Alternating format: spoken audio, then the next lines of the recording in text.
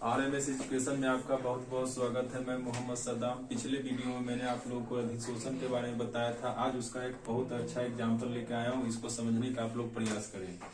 पहला एग्जाम्पल यहाँ पर समझेंगे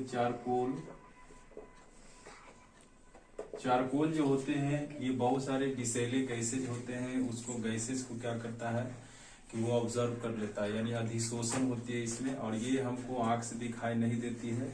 जैसे मान लीजिए हमारे घरों में किसी तरह की कोई बदबू है, किसी तरह की कोई गंदगी है, मान लीजिए किसी गाड़ी में हम लोग 4 व्हीलर में कोई बदबू उत्पन्न हो जाता है, तो उसमें अगर आप चारकोल को रख देते हैं एक कपड़ा में बांध करके, तो ये एक अच्छा एग्जाम्पल है। और एग्जाम्पल के साथ साथ आपको एक अच्छा जानकारी भी मिलती है कि चारकोल का यूज करके अपने घर की गंदगी को, उसके बदबू को आप दूर कर सकते हैं।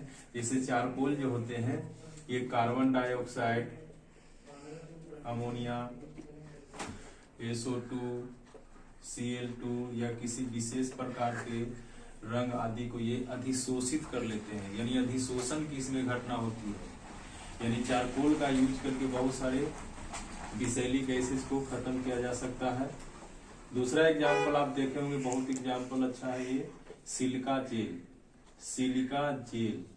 सिलिका जेल का एग्जाम्पल समझिए, ये नमी को सोख लेता है, नमी को सोखता है। जैसे मान लीजिए सिलिका जेल आप देखे होंगे, जैसे कोई दवा, अगर कोई पैकिंग दवा आती है तो उस दवा में आप देखे होंगे, उसको खोल के देखिएगा तो उसमें एक छोटा सा एक पुड़िया में एक लिक्विड थी, जो बालू के जैसा सामान रहेगा, उसको सिलिका जेल कहते हैं।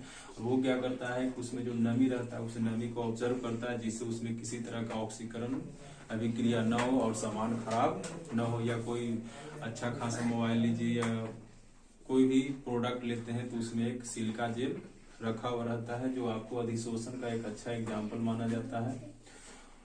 दूसरी यहाँ पर तीसरा एग्जाम्पल हम लोग देते हैं। जैसे मान लीजिए इस एग्जाम्पल पर ध्यान दीजिएगा, तो यहाँ पर जैसे मान लीजिए आप एक चीनी, जैसे चीनी मिल में बनती है और चीनी बनने के बाद उसमें बहुत सारे जो जितने भी क्रियाकलाप होते हैं चीनी का, वो सारा हो जाता है।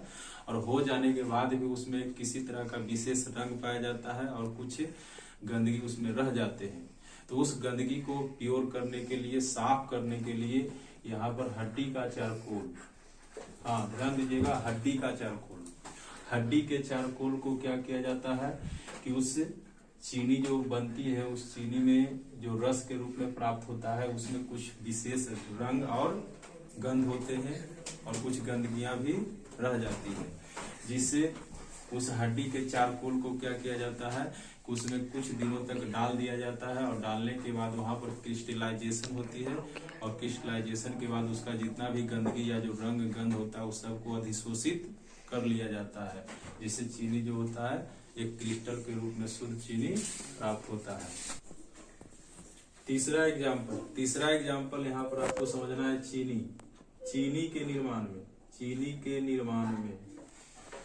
के निर्माण में अधिशोषण का एक अच्छा एग्जाम्पल माना जाता है कि जब चीनी बनती है तो चीनी साफ प्रोसेस हो जाने के बाद चीनी का जब रस प्राप्त होता है तो उस रस में कुछ रंग और कुछ गंध या कुछ गंदगी उसमें रह जाती है। तो उसको दूर करने के लिए यहाँ पर हम लोग हड्डी का चारकोल का यूज करते हैं। क्यों? हड्डी के चारकोल जो होते हैं, हड्डी के चारकोल को उस रस में कुछ दिनों में, कुछ देर तक या कुछ समय तक उसमें डुबो कर रख देने से उसका जितना भी रंग या गंध या कुछ जो गंदगियां होती है वो हड्डी के चारकोल उसको ऑब्जर्व कर लेता है, यानी अधिशोषित कर लेते हैं। और अधिशोषित करने के बाद वहाँ चीनी जो होता है वो पूरी तरह से शुद्ध हो जाती है और वहाँ पर क्रिस्टलाइजेशन के रूप में एक शुद्ध चीनी का प्राप्तिकरण होता है। तो ये एग्जाम्पल बहुत क्लियर होता है।